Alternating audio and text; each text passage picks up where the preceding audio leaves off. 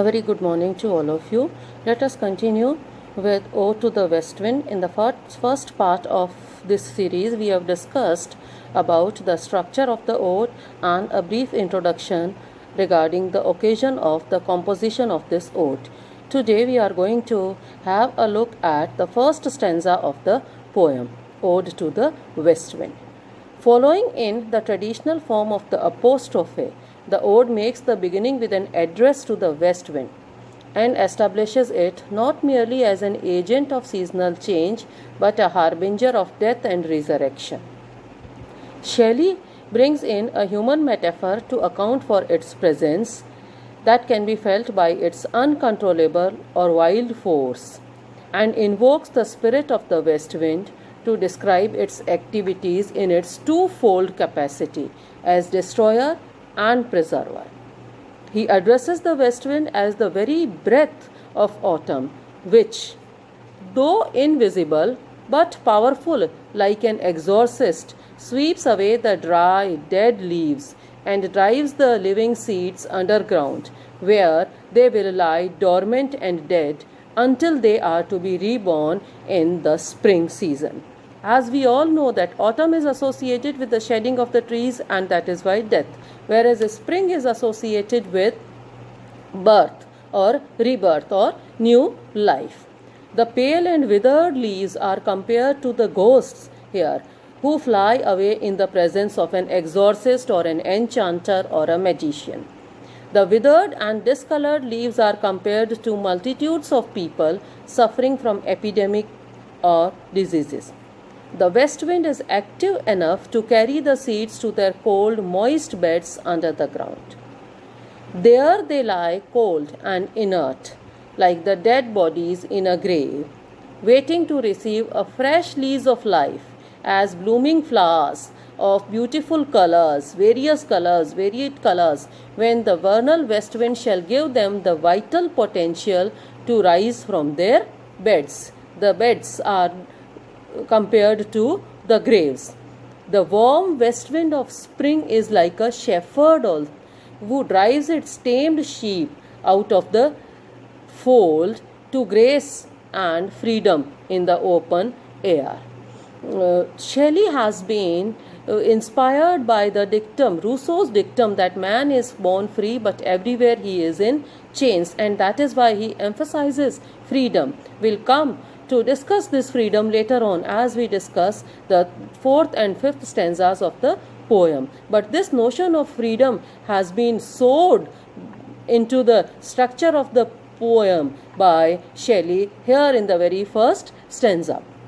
The sound of the spring breeze is compared to the blowing trumpet that arouses the dead from their graves on the day of judgment to be reborn.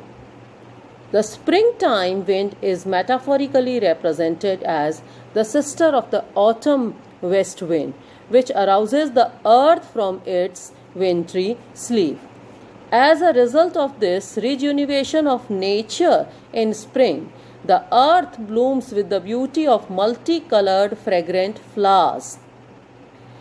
The power of the west wind is manifested on the earth in two ways, that is, a destroyer and a preserver. As a destroyer, because it strips off the dead leaves, and as a preserver, or it is called a preserver because it scatters and then preserves the seeds that germinate in spring for future blossoming. Indeed, west wind preserves life by destroying it. In this stanza, the west wind is addressed as the breath of the autumn, and the poet highlights the creative properties of west wind. Creative properties. The propagation of seeds is made possible by the activities of the west wind on the land. Metaphorically, autumn stands for decay and degradation in the life of any organism. It reaches after it reaches any organism which reaches or which attains maturity. The first half of this stanza, the first stanza, is full of the images of sickness and death. The dead leaves and the movement along the wind appear ghostly. The colors yellow and black and pale and hectic red. Hectic is red is is a symbol of, it symbolizes, or it is a sign of unhealthy red. Hectic red. They have been associated with jaundice or fever or death, and have connection with pestilence-stricken multitudes. All these images are woven into one another, keeping tune with the intricate theme and structure of the poem. The theme that foregrounds the death, the cycle of death and rebirth in human life. The destructive powers of the west wind are here portrayed as complementary powers to its preservative aspect or preservative virtues. Autumn precedes winter, which is the season of inertness or death, which is implied in the phrase dark wintry bed, which has two connotations. That is, it is a deathbed and it is also a bed, a flower bed, as we have in garden. Flower bed in the soil from which new life would be regenerated. The phrase serves to synthesize the two ideas regarding the powers of the west wind, that is the role of the west wind as a destroyer and a preserver, or to unite the twin concepts of death and rebirth in relation to the west wind. The wintry bed is dark, and the dark color is also associated with death, and hence the dark wintry bed is associated with death, and at the same time it is also a place, a space where the seeds are impregnated with new life, and they are carried here, they are planted here by the west wind. The sowing of the seeds by the west wind is envisioned by the poet as burial of the dead, because each seed would lie cold under the earth like a corpse within its grave, to be sprouted in the spring season, when it shall blow her clarion over the dreaming earth. Since there is no vegetation in the winter season, the earth appears to be sleeping, and in its sleep dreaming of bringing a new life to the dead seeds in the upcoming spring season.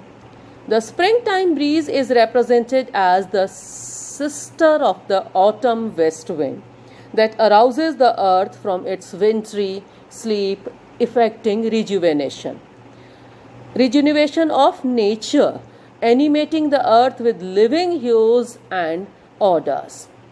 A characteristic feature of the stanza is the rich, vivid, and quickly changing metaphors embodied in chariotist, bed winged, lie cold and low, blow her clarion, dreaming earth, driving sweet birds like flocks, etc. And all these follow one another in quick succession, and yet make a unified impression, like the images occur in a uniformity, and the symbols, the images, the metaphors all make a unified impression in terms of the role of the west wind, both as a destroyer and a preserver simultaneously. Now that was about the ideas expressed, the literary ideas expressed in the poem. Now, how Shelley has foregrounded all these ideas through literary devices, or by employing certain literary devices in this stanza. This stanza is very rich in its expressive, poetically expressive quality. So first, let me point out the alliteration in the very opening line of the poem and the first line of the stanza, and the alliteration is wild west wind. Next to that, there is an epithet here, azure. Thine azure sister of the spring. In this phrase, the word azure refers to the warm west wind of the spring, and the epithet azure refers to the blue skied region or areas from which the west wind blows. So the emphasis is on the blue or the azure color of the sky. Next, epithet. I would like to explain what is an epithet. Epithet is an adjective or a phrase that is used to describe the most important quality most important quality of somebody or something, the characteristic features of somebody or something, especially to say something good or bad about the person or the object. Next to that, there is a binary opposition, or we can call it paradox also. They are in the character of the west wind as a destroyer and a preserver. The west wind destroys the leaves, but the same west wind preserves the seeds so that they may come to life again in spring. So this inherent paradox or binary opposition is the breadth of this stanza. Next to that, personification is also used by Shelley. The wind is personified here as it stands clearly associated with human attributes in its performance of the role of destroyer and preserver. Then there is a contrast also here. The corpses within its grave are contrasted with sweet birds.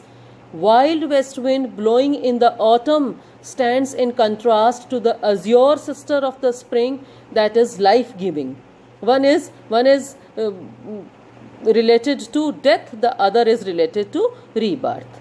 And in addition to that, the living hues and odors evoke a strong contrast with the unhealthy colors, that is yellow, black, pale and hectic red, that connotes death.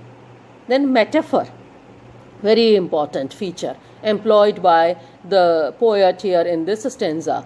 First metaphor is yellow and black and pale and hectic red, pestilence-stricken multitudes. In this expression, the metaphor is borrowed from the humankind suffering ill health and deadly diseases, and the discolored leaves, yellow, black and hectic or unhealthy red, symbolize the loss of vitality and greenness of the leaves, because ordinarily the leaves are of the green color, which symbolizes the healthy color, the natural color, and the hectic red or the yellow or the pale leaves are evoking an image of disease and death.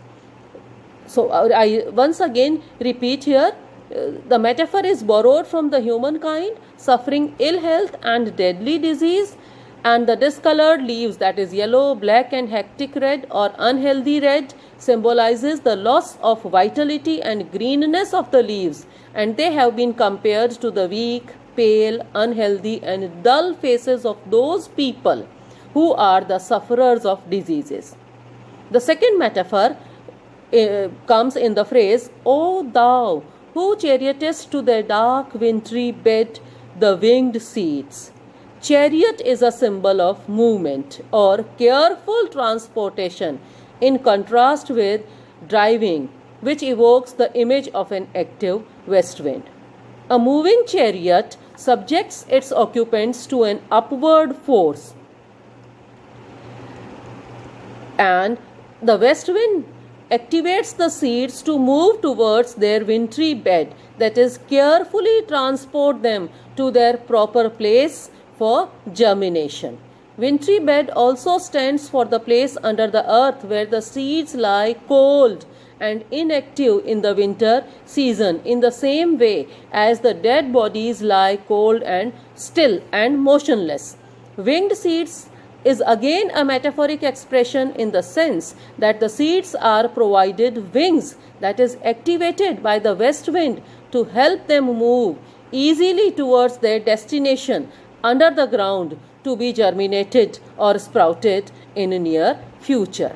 Then the next metaphor is contained in the expression, the spring shall blow her clarion over the earth. The west wind awakens the seeds from their sleep with its forceful blow, just as the trumpet raises the dead from their graves on the day of judgment. Next literary device, which has been recurrently used by Shelley in this stanza, is simile. And there are a few very obvious similes here. The first is, the leaves dead are driven like ghosts from an enchanter fleeing. In a simile, as we have earlier discussed in our series of distinctive features of language of literature, that there is a direct comparison between two objects with the poet using the words like or as. So here it is a characteristic simile where the immaterial wind is compared to the material enchanter, and the material leaves to the immaterial ghost. Dead leaves resemble ghosts since both are the remains of a living organism, one of trees or plants, the other of human beings, that is, ghost of human beings. Both are unpredictable in their movement and activity. Withered or dead leaves weigh very light, and the same presumably applies to ghost. The west wind, in the same way as the enchanter, drives away the ghosts by winding its magical wand. Wand is a stick which the enchanter or the exorcist uses to remove the ghost remove the presence of the ghost from a human body. So the west wind, in the same way as an enchanter, drives away the ghost by winding its magical wand, showing his power, sweeps away the dead leaves from the earth, exercising its strength. The withered leaves are compared to ghosts who fly away in the presence of an exorcist. The wind emerges here in the role of an exorcist exercising its force or power. The second simile, O thou who chariotest to the dark wintry bed the winged seeds where they lie low and cold, each like a corpse within its grave. The seeds develop light-winged like growth, which enables them wing-like activity. Because they are light and wing-light, that is why their activity, their movement is swift. So the seeds develop light wing-like growth, which enables them to borne distances to their destination, their dark wintry bed by the wind. The seeds driven along the movement of the wind are being compared to the corpses. As the seeds lie inert throughout the winter under the earth, similarly the corpses also lie cold and still in the grave, waiting to be reborn. So the human life and the life in nature has been very carefully woven together to foreground the idea of death and rebirth in the cycle of nature as well as in the cycle of human life. Finally, there is another simile in the phrase or in the expression, driving sweet birds like flocks to feed in air. Just as a shepherd drives out his flocks from their folds or enclosures and leads them to the pasture grounds to the freedom of open air, similarly, the birds are driven out of the seeds within which they are enclosed or they are enfolded. Here the west wind is compared to the shepherd that drives the birds out of their folds to receive freshness and nourishment for revival, thus preaching the poet's ideal of freedom, prophesying resurrection and regeneration of mankind.